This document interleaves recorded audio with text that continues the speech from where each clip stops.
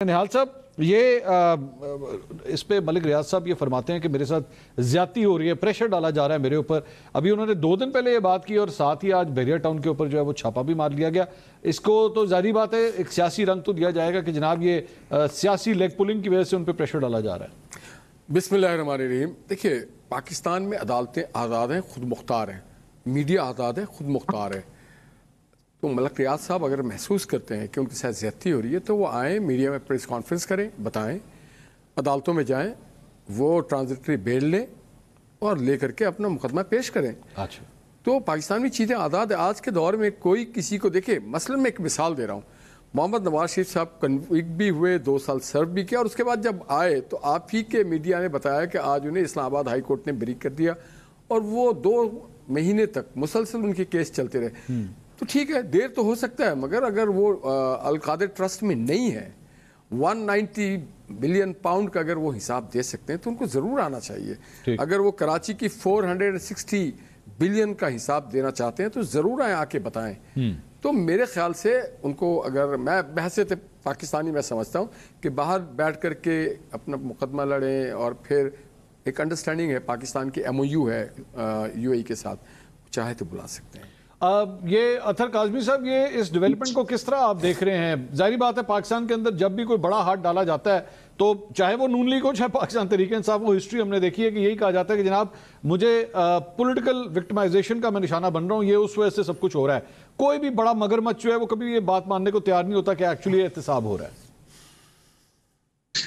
देखिए, ये जो सारा केस है, ये केस ही बड़ा मज़ाइका खेज किस्म का केस है। अगर इसमें कुछ होता तो इतने पापड़ ना बेलने पड़ते। अब इशू ये है कि मलिक रियाज साहब के साथ जो कर रहे हैं हम, ये हुकूमत जो कर रही है, उसके बाद आप पूरी दुनिया से जो इन्वेस्टर पाकिस्तान में लाने की बात कर रहे हैं, कौन सा इन्वेस्टर आके यहाँ पे अपना पैसा इन्वेस्ट करेगा? बैरियर टाउन से उस केस का क्या ताल्लुक है?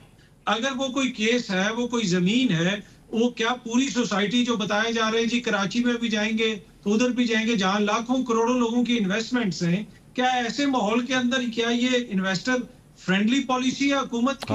दूसरी बात ये कि निहाल हाशमी साहब ने फरमाया कि अदालतें भी आजाद हैं, महकमे भी आजाद हैं, हर कोई आजाद है। बिल्कुल मैं उनसे एग्री करता हूं, लेकिन जब मियां साहब के अपने भाई की हुकूमत थी तो वो पाकिस्तान नहीं आते थे, क्या उस वक्त अदालतें आजाद नहीं थी?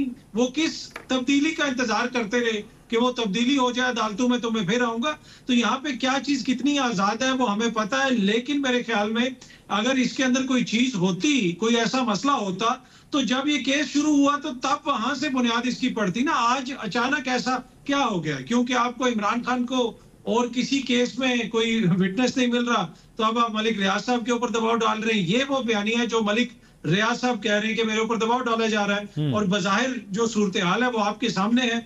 अगर ये उन्होंने कोई ऐसा क्राइम किया था तो ये तो मामला शुरू ही 2 साल पहले होना चाहिए था। सबसे पहले उनके घर पे या उनके ऑफिस पे छापा पड़ना चाहिए था। पहले तो कोई ऐसी सूरत हाल नहीं थी। तो मुझे लगता है कि कहीं ना कहीं इसमें पॉलिटिक्स भी है। बड़ा वेरी अनफॉर्चुनेट कि एक ऐसे हालात में जब पहले कोई इन्वेस्टर यहाँ पे नहीं आता, हम मुकामी इन्वेस्टर्स के साथ क्या कर रहे हैं। तो राय साकिब साहब, ये अगर ये वाला मुद्दा उठा लिया जाए कि जनाब वो इन्वेस्टर डिस्करेज हो जाएगा मलिक रियाज साहब के ऊपर हाथ डालने से, तो इस तरह पे जरदारी साहब के मनी लॉन्ड्रिंग के केसेस थे, उसके अंदर भी ताने बाने जो है बहुत से बड़े बड़े इन्वेस्टर्स के साथ शुगर मिल्स के मिलते थे।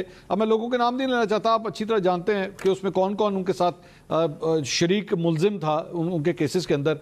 तो फिर इस तरह तो फिर पाकिस्तान के किसी भी बड़े इन्वेस्टर को हाथ तो नहीं लगाया जा सकता, क्योंकि हमें इस बात का डर होगा कि जनाब आइंदा कोई इन्वेस्टर नहीं आएगा पाकिस्तान में। बहुत शुक्रिया मंसूर साहब। मैंने आज ये एक ऑडियो सुनी है, हमारे एक सीनियर जर्नलिस्ट है, उनके ब्लॉग में एक ऑडियो लगी हुई थी मलिक रियाज साहब की। जी जी। और मलिक रियाज साहब भी कुछ आप ही की तरह इशारे कर रहे हैं कुछ लोगों की तरफ कि अगर मैनू ज्यादा तंग करनगे तो फिर मैं सारा कुछ रिकॉर्ड करके रख देता है। सेकेंडली, इसमें एक चीज जिसके ऊपर हम सबको फोकस करना चाहिए कि ये छापा ट्वीट के 2 दिन बाद क्यों पड़ रहा है? इतना पुराना केस है यार, इन्वेस्टिगेशन पहले भी चल रही है। और अगर आपको कोई डाउट्स थे कि आपको था कि कुछ अभी फर्दर में डॉक्यूमेंटेशन चाहिए तो आप पहले ही सारा कुछ ये रिट्रीव कर लेते। जैसे ही ट्वीट आता है उसके 2 दिन के बाद आप छापा मार देते हो। आप तो खुद मलिक रियाज साहब को नैरेटिव बनाने के काबिल कर रहे हो, आप उनको फैसिलिटेट कर रहे हो कि जी अब आपके नैरेटिव बना ले कि आपको विक्टिमाइज किया जा रहा है या आपको कहीं पर प्यादा बनाने की कोशिश की जा रही है और आप प्यादा नहीं बन रहे हो। यही पुराना केस चला आ रहा था। और फिर वही अतर साहब वाली बात कि मलिक रियाज साहब और बैरियर टाउन ये 2 अलग अलग चीजें हैं। अच्छा। एक बैरियर टाउन के अंदर लाखों करोड़ों लोगों की इन्वेस्टमेंट है। शायद आपकी मेरी स्टूडियो में आपके इर्द गिर्द जो बाकी स्टाफ है किसी एक आधे का, एक आधा प्लॉट शायद वहां पे हमें से नहीं भी भाई, निकल यहाँ पे आएगा। कोई भी नहीं है, यहाँ पे मतलब कोई बात नहीं है। करो, इतना बड़ा प्रोजेक्ट है ना, हाँ। इतना बड़ा प्रोजेक्ट है कि वहां पे हर बंदे का कोई ना कोई निकल आता है कहीं ना कहीं, वरना और बहुत सारे सहाफियों की आपको पता ही है, बहुत सारे सहाफियों जिनकी इन्वेस्टमेंट्स है वहां पे। चले साफियों की भी है, साफियों ने भी इन्वेस्ट हाँ, किया है। ऑब्वियसली है, बहुत सारे अच्छा। साथियों के अपार्टमेंट्स होते हैं वहां पे भी, बैरिया टाउन के अंदर भी। सो ये इवेंचुअली तो आप उस बिजनेस को, या जो बाहर से पैसा फ्लो करके पाकिस्तान आ रहा है, आप उसको भी डिस्टर्ब करना चाहते हो। आप उस टाइम के ऊपर के जब पॉलिटिकल टेम्परेचर इतना ऊपर गया हुआ है, और मलिक रियाज साहब खुद से कह चुके हैं कि मुझे जी प्यादा बनाने की कोशिश की जा रही है और मैं सियासी प्यादा नहीं बनूंगा। अच्छा, वैसे राय साहब एक बात बताइएगा, ये आपके लिए भी है, अथर साहब भी इसका जवाब देना चाहें। मतलब मलिक रियाज साहब जो है वो शराफत का मुजस्मा है। मतलब अगर आप उनका माजी को 10 साल उठा के देखा जाए तो मतलब शेडी डील्स के हवाले से जो इल्जामात उनके ऊपर लगते हैं, जमीन के कब्जों के हवाले से, कराची बहरिया के हवाले से जो कुछ हुआ, और इसके साथ साथ चले मैं अगर पॉलिटिकल की भी बात करूं तो आप जानते हैं 2014 के धरने से लेके अब तक मलिक रियाज साहब की एक पॉलिटिकल इन्फ्लुएंस रहा है। एक बड़ी मशहूर, आपको याद होगा, उनका एक इंटरव्यू था जो बाद में पता लगा था कि उस इंटरव्यू के अंदर वो किस तरह वो इंटरव्यू हुआ था। तो उनके पॉलिटिकल एफिलिएशंस जो है वो किसी से कभी ढके छुपे नहीं है। मेरा सवाल ये है कि अगर एक बिजनेसमैन पॉलिटिकल इन्फ्लुएंसेस इस्तेमाल करता है तो फिर जाहिर बात है वो एक ऐसी गेम खेल रहा है जिसको जब वो कल को पुट्ठी पड़ गई तो फिर उसका नुकसान भी आपको होगा। मंसूर साहब, इसमें सिर्फ एक चीज है कि आज जो छापा पड़ा है ना, यहीं पे जो रिकॉर्ड एम्प्लॉइज हैं जो मलिक रियाज साहब के पेरोल के ऊपर है, जो मलिक रियाज साहब के मुलाजमीन है, उनकी लिस्ट बस हमें दे दीजिए, उनकी लिस्ट पब्लिक कर दीजिए कि जी मलिक रियाज साहब या बैरिया टाउन के अंदर ये लोग काम करते हैं। एंड ऑफ द स्टोरी, बहुत कुछ खुल के वहीं से सामने आ जाएगा। आप, मैं, अतर भाई, हम तमाम लोग बैठ के फिर उसके ऊपर एक डिटेल शो कर लेंगे। ये आप क्यों कह रहे हैं? ये लिस्ट क्यों मांग रहे हैं आप? के साथ जो नाम आते हैं, नहीं, ये लिस्ट क्यों मांग रहे हैं आप? जो नाम माजी में भी आते हैं, जो मुलाजमीन है मलिक रियाज साहब के, जो पेरोल के ऊपर है, जो काम कर रहे हैं, जो बैरिया टाउन के मुलाजमीन है, उनकी एक लिस्ट दे दें हमें। उससे क्या करेंगे आप? जो एक टीयर 1 है उसकी लिस्ट सिर्फ देने वाले पता चल जाएगा कि मलिक रियाज साहब कहां कितने कनेक्टेड है। और सेकंडली, यस, मलिक रियाज साहब को कौन कह रहा है कि वो दूध के धुले हैं? यस, मलिक रियाज साहब के जो पिछले स्कैंडल आते रहे उनमें से किन किन लोगों के साथ नाम आते रहे और आज वो लोग कहां बैठे हुए, हम सबको पता है। तो सिर्फ एक बंदे को उस ट्वीट के बाद उस कॉन्टेक्स्ट में देखें तो हमने खुद से उनको एक नैरेटिव दे दिया इस छापे के बाद, वो कहेंगे देखिए जी मैं तो पहले कह रहा था कि मुझे विक्टिमाइज किया।